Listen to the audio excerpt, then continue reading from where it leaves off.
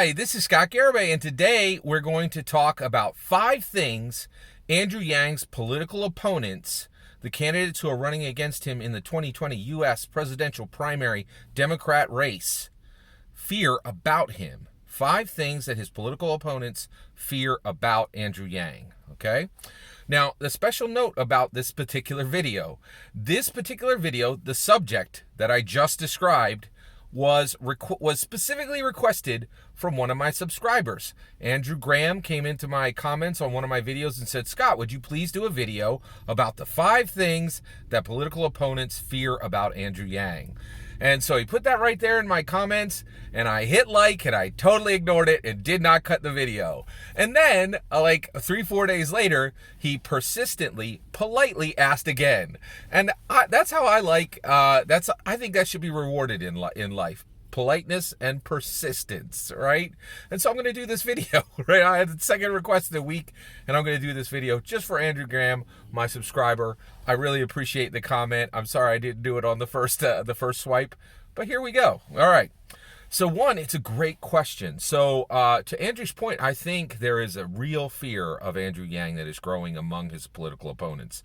I think all of his political opponents fear one, two, three, 4, or all 5 of the attributes I'm about to explain, right? What makes Andrew Yang formidable, and what are politicians recognizing about him, saying, oh my gosh, this guy is an actual threat and we have an actual problem, right? So one, I think the turning point in the entire election to this point was when Pete Buttigieg had to wait for Andrew Yang's applause to die down. I think that put everybody on notice. You had better not sleep on Andrew Yang. All right. Now, Andrew Yang has 5 incredibly strong attributes that make him fearable, that make him formidable, and his opponents now do fear him. They might fear one of these attributes. They might fear up to all 5 of them. But I don't think any of the opponents don't understand that Andrew Yang is not a serious contender and in it to win it at this point, right? All right, so let's tick them off, right? So, the one thing I will say is the reason why I don't think anybody's like terrified yet is, as formidable as Andrew Yang is, he has some. It's starting to become clear what the true blockers to him winning are. So one, the media is a huge problem. ABC, NBC, ABC, MSNBC, CNN are all members of the Yang Media Blackout. They all carry that banner, the Yang Media Blackout banner. And I think they put significant labor into making sure that the American people don't see Andrew Yang. And it's incredible. I think all 3 of those media outlets are going to have a reckoning that's coming, exactly like the DNC had a reckoning coming for what happened with Bernie. I guess it'll be less of a reckoning when Andrew Yang wins, right? But I really think that there's going to be some heck to pay. I really it's wrong. What's been happening is outrageous. And when you look deeply into why this is happening, it's some really bad words that would be connected to the actual sources. Like it's not good. It's not good. All right. Yeah, it's a whole video in itself. All right. The other thing is, Andrew Yang is incredibly counterintuitive. He's so, we're going to talk about these attributes, right? Andrew Yang truly is, he is an albino raven. He is truly unique and not easy to understand. He is like, in tech, we realize this.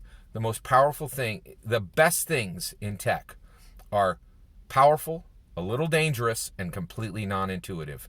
And that's Andrew Yang. Powerful, a little dangerous, right? You can cut your hand off on this thing, not like a chainsaw, but like even more like a monofilament chainsaw, right? That's a good example, right? Powerful, a little dangerous, and non-intuitive, right? That is absolutely Andrew Yang. So one of the things is, not only do the people need to see Andrew Yang, and the traditional media is working very hard so that people don't see Andrew Yang, and that is a serious problem that we have to own and that we're trying to get past, and it cannot be understated. But in addition to that, Andrew Yang is counterintuitive. He truly is counterintuitive, which means that when you show somebody Andrew Yang, you can't just show it to him once. you have to explain him, right? He truly is so unique. You have to have a conversation. You have to sit down and say, this breaks the model. This is not somebody who, this isn't vanilla or chocolate. This is, this is a pie, right? It's completely different, right? It's not a different flavor of ice cream. This is a whole different dessert, right? Like, it's different. And that's the issue, is he is really not like any politician that's come before him. And so not only do the people need to see him, they need to take a minute and look at him, and then they need to think, right? And that is a significant barrier too. Americans don't like to think a lot, right? Make America think harder is an important saying to us for a reason. People have to think about Andrew Yang, right? So these are the obstacles that are arrayed against us. We have to get Andrew Yang seen by the public. We have to explain to them, you need to do more than a glance here. You need to look at this. You need to think on this. And when you look on Andrew Yang and you think upon Andrew Yang and you understand his uniqueness, his power, his little bit of danger, and his counterintuitive approach, you will see the gold in this person. But you've got to stop and you've got to think. Those are two huge barriers, right? One of the barriers is needed and fair. The other one is not needed and it's not fair, right? But we own them both and we have to solve them both, right? All right, okay. And so what are the 5 attributes that Andrew Yang has that his political opponents fear about him? Number 1, it's what brought, actually, the last thing I'm going to say is what brought me to Yang first, right? But this one has kept me there every day, all right? And that is intelligence. He is ridiculously smart, and this is he's just incredibly smart. I truly believe he is not in the same league in intellect for anybody on the stage at the for anybody, right? I play Dungeons and Dragons. I want to give it to you right straight, right? Here you go, right? In Dungeons and Dragons terms, Andrew Yang is intelligence 20, right? Tulsi is a 16. I would say that Elizabeth Warren is a 16 in intelligence. I would say Pete Buttigieg, that's a 15 intelligence. This is a scale from about 8 all the way up to 20 max, right? That's non-magically modified intelligence in Dungeons & Dragons, right? Who else is really bright? I really think, I put Biden at a 10, like maybe a 12, right? And that's not because he's up in age. I think he was always a 10 or 12. I don't think he's lost a step intellectually. Maybe, I don't know. We'll see. And then maybe O'Rourke's maybe like a 14. Everybody else is between 13 and 11, right? All the rest of them are 13s and 11s. Andrew Yang is ridiculously intelligent. And this is critically important because our world has become incredibly complex and incredibly counterintuitive, right? And counterintuitive is important because you got to understand the intuitive before you understand the counterintuitive, right? So intelligence is an absolutely dead set, absolutely necessary attribute of every politician today. You have to be intelligent. And please, I'm begging everyone, please stop using the word stupid, stop using the word idiot, stop using the word moron. There are no stupid, idiot, morons in politics at all anymore at the national level. They do not exist. Those are labels that ignorant people apply to, but if you go in front and you're talking to reporters nonstop every day for a year and a half, right? And you're doing it, right? You're not. There are no stupid politicians at the national level left. Period. Intelligence is the foundation, right? And Andrew Yang doesn't have intelligence. He has incredible, exceptional intelligence. It's important. All right. Next is heritage. Boy, let's get into it on this one. I believe that Andrew Yang's Asian heritage is a really super unique attribute that people are starting to fear about him, specifically because it is an advantage, right? So one, why is it an advantage? Well, Andrew Yang's a Democrat, right? Democrats genuinely can care about intersectionality, right? I believe there's this thing called historic elasticity, right? Americans will not allow too much change too quickly, right? Now, we had Obama twice That is a massive change. That is a massive intersectional change for Americans, right? I don't think Americans are like really trying to keep out intersectionality candidates, but they're like, wait, come on, man, let's, we had 43, AWMs in a row. Can't we have, another WM? We've had 43 of them in a row. Okay, we got some intersectionality in there. Can we do, can we shake it up a bit, or can we do something else? I don't want to do this like again, all in a row, right? And the Democrats don't want to hear this. They do not want to hear this, right? That you can't just run intersectionality, and not understand that is going to be a massive blocker for a lot of people, right? It should not be a massive blocker. It should not be a massive blocker. That's wrong. Nobody should, say, oh, hey, I'm uncomfortable because we don't have another AWM in, right? Which we had 43 in a row of, right? So that's a problem, right? That's a serious problem, right? Now, here's the thing. We had our first African-American president, right? Logically, right now, whose turn is it, right? Well, if you look at demographics, it should be a woman, right? And so the Democrats are like, yeah, hey, let's put in a woman. Well, that totally makes sense. The problem is the sequencing. Sequencing is incredibly important, right? All right, here's the thing. The women who have been run in this one aren't getting the job done because they're all compromised in a critical way, in my opinion. It's purely my opinion. I'm going to invite correction on this one. Tell me if I'm wrong about any of these, right? Elizabeth Warren is fantastic if it was 16 years ago, right? You cannot run Elizabeth Warren in 2020 when Hillary Clinton was absolutely slaughtered by Donald Trump in 2016, and Elizabeth Warren's political profile looks like an echoed clone of Hillary Clinton, right? Her political profile is a clone of Hillary.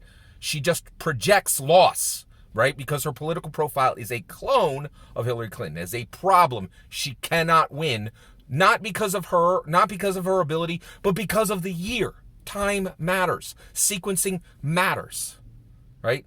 Elizabeth Warren cannot win. Cannot, right? The other issue, and just like Hillary too, because of her political profile, she cannot attract a single Trump voter. It's why she cannot possibly win. Not possibly, right?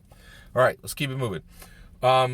Tulsi Gabbard, man, that chick, she would slam dunk this election if it wasn't for non-interventionism. Non-interventionism is an absolutely horrifically bad platform, and she is super in love with it, right? Makes her non-electable. Amy Klobuchar, great candidate. I love her, right? She's fantastic. But she can't get it done. She cannot get it done. She doesn't excite masses of people, period. Can't get it done, right? But this last couple of weeks, people have been looking at her because they're seeing the problems with Warren, right? So it's really kind of interesting. So the problem is, it's women's turn right now, right? But the women that got put up, they're not like Marianne Williamson. Like, it's not working. Gillibrand dropped out, right? They didn't put up the right women to win, right? And that's the problem, okay? From an intersectionality perspective. Yang, he's Asian, right? Like, Americans don't have the same relationship with African Americans as they do with Asian Americans. And so just because of sequencing, when this election is happening, I think Andrew Yang's Asian heritage becomes a benefit. For Democrats that care about intersectionality, about not just putting up another AWM, Biden, O'Rourke, Buttigieg, Bernie Sanders, right? Andrew Yang is a perfectly timed intersectionality candidate. There you go. Sequencing, right? All right. So his heritage, I think, is something that people are starting to figure out needs to be feared about him, right? Because it's an advantage. It's a significant advantage. UBI, right? Now, it's not that UBI is super awesome. What it is, again, all of this is so important. It's sequencing, right? So basically, UBI is simply the solution to the problem. The solution is actually not important in this perspective. It's the problem that's important. The automation storm, we're feeling its winds right now, right? But its swirling vortex is about to hit us. The automation storm is the true threat. of the 2020 election. Andrew Yang was the only one who saw it ahead of time, right? And UBI is the solution, right? So that's the key. The UBI configured in exactly the way Andrew Yang has configured it is perfect. And it is perfect for this point in time, right? The fourth attribute is sequencing, right? I don't think any of this is coincidence, right? I think Andrew Yang knew all the things I'm saying, and he understands sequencing.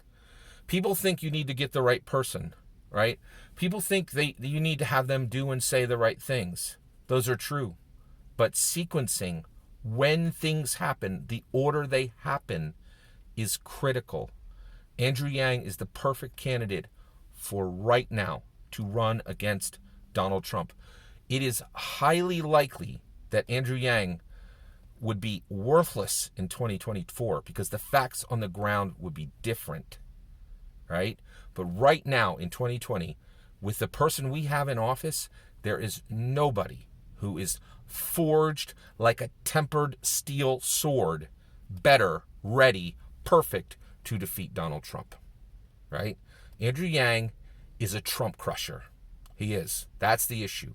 That is the purest, most biggest explanation. He is a Trump crusher right now, in this point in time, right? He prepared his youth, all the things that are needed. Andrew Yang is perfect for 2020. His sequencing is perfect. He understood sequencing and he executed on perfect sequencing. Sequencing is an attribute of Andrew Yang that I don't think any other candidates. Elizabeth Warren is completely oblivious to the idea of sequencing. It is so obvious that she is oblivious to the idea that to the vast majority of Americans, she is an echoing call of Hillary Clinton because her political profile is so similar, right? She's oblivious to it. I don't even think her heart and her mind would allow her to understand it, right? Because for a whole lot of reasons.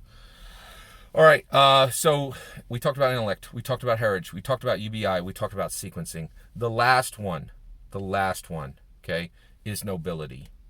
Andrew Yang, more than any other candidate, is noble, right? You could see this in his family life. He's been married once, and he has children with one wife. That's it, right?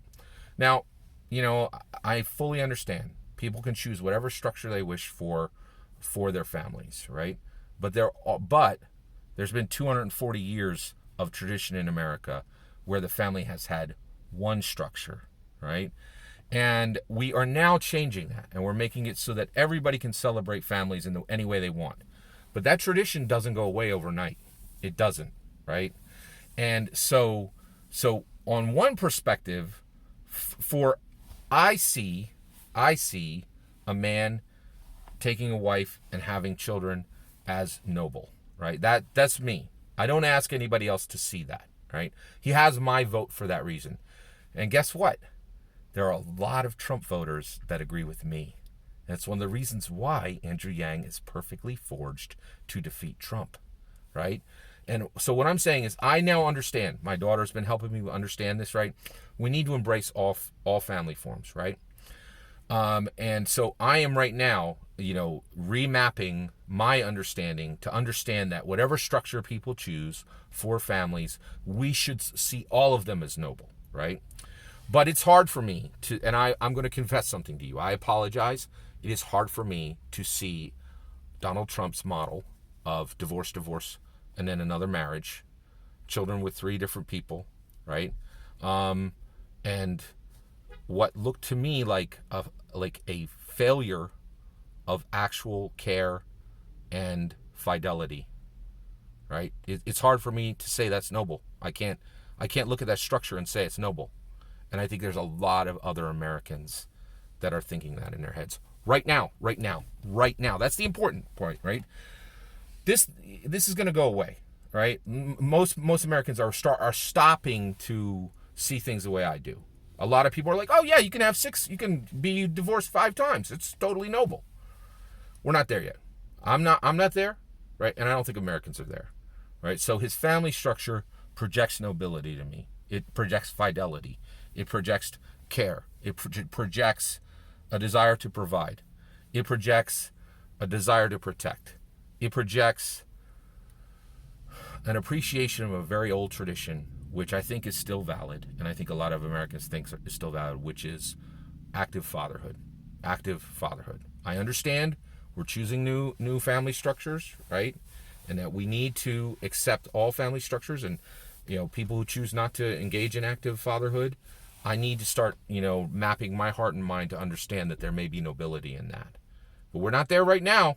We're not there right now, right? Right now, I can't understand Donald Trump's family model as a noble model. I can't, right? Like that his choices were noble. We're not there yet. And I think a lot of Americans are like me, right? If you think that's unfair of me to think, please let me know below. I'm more than willing to open my heart and mind and understand more about this. But that's just my take, right?